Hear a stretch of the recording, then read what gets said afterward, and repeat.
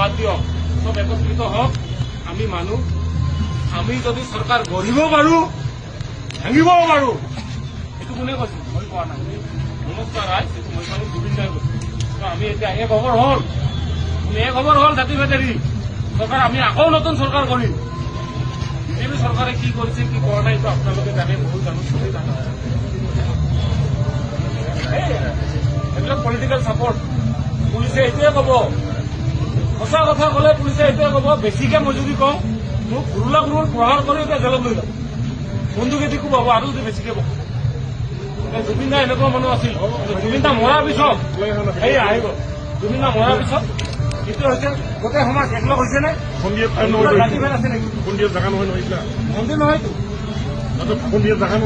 মই ভাষণ দিয়া নাই, পলিটিকেল লিডাৰ নহয় ভাই, মই এটা সাধাৰণ ড্ৰাইভাৰ। আহি গ'ল নে নাই? এতিয়া ৰাইজ বোলে আপোনাক মই ৰেচপেক্ট কৰোঁ, আহি আছো আপোনাক একবাৰ ভালকে খাব দিব দিয়ক। আৰু কিজানি আহিব নাপাবও পাৰোঁ। কালি কিজানি এইটো চবেইতো ভিডিঅ' কৰিছে, ছচিয়েল মিডিয়াত কালি আপলোড হ'ব, মানুহে কিজানি জেলত ঘূৰাব। কি হয় মই কিজানি আন্দাখন হিচাপে মৰিবও পাৰোঁ, যেনেকৈ আলফাৰ দিনত হৈছিল। নজনোৱাকে কোনোবা মানুহ মাৰি পেলাই হ'ব। এক ছেকেণ্ড চাই একবাৰ ভালকে এটা সাৱতি ল'ব দিয়ক জুবিন দা। তাৰপিছত যি কৰে পাৰিলে মানক যি কৰে কয়। জয় জুবিন দা। সদায় আপোনাৰ আদৰ্শ, আপোনাৰ কথা আমি মানি চলিম।